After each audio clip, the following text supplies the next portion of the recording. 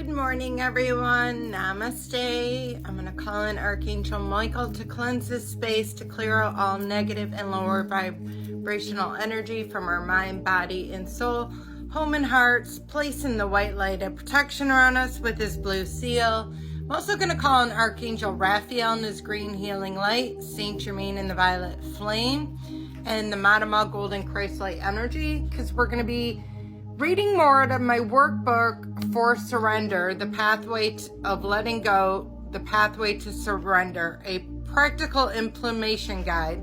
So it's a shadow work guide, but we're also going to give some Reiki, hopefully, if I have time, and pull a couple of prayer cards. What God does myself and the collective need to hear today?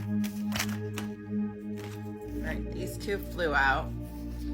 And it states, I will praise your name, Lord, for it is good. Psalm 54:6. And then the other one he pulled is, come to me, all of you who are weary and carrying heavy burdens, and I will give you rest. Matthew 11:28. How beautiful. It's always there, guys. So we are still learning about apathy and depression. And again, this is a shadow work question. And again, I'm going to give you my insight in regards to the shadow work question, but I recommend you also trying to do it on your own. It states, in regards to apathy or depression, it states, are you actively choosing good in the face of indifference and depression? How can you integrate thankfulness, positivity, and resilience in your everyday life, even when things are difficult?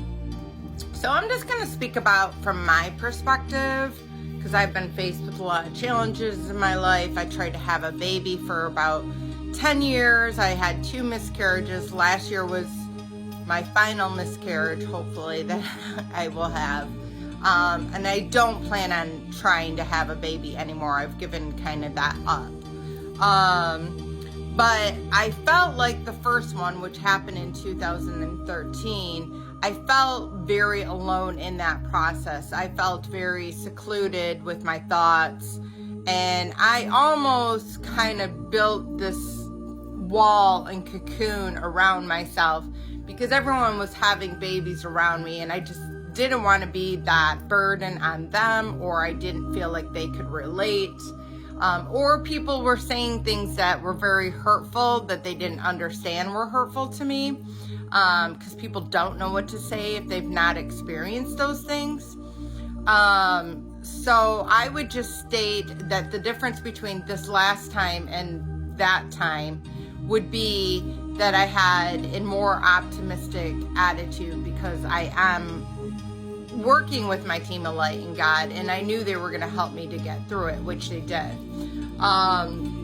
And they made it to where I did the hard work. I did like 11 weeks of therapy every single week, which I did not want to do because it was dredging it up every single week. But it's super important. I also did group therapy as well, which was also very super important to hear other people's perspectives and how they were going through it and dealing with it. So my point is, the difference between the two different times is really my perspective on it. My perspective that I wasn't going to face it alone. I was going to take on people to help me with it, to get through that challenge. And I really did the due diligence of doing the hard work that I needed to do in order, where the last time I just kind of like, stayed in it, stewed in it, cried in it, kind of felt alone. Nobody understands. I played the victim mode. So there's a difference in that. And I was able to get through it much easier than I was the first time that lasted like 5-6 years to get through it. So I hope that helps. I'm just trying to state to try and remain positive and optimistic, and seek out the help that's needed to get you through it. You don't have to go through things alone. And playing that victim role isn't going to serve you anything. It's going to make the situation worse. It's going to make the situation harder. So lean on the people that you can lean on, but get help for what's needed. So I hope that helps. I love you all. Have a blessed day, and namaste.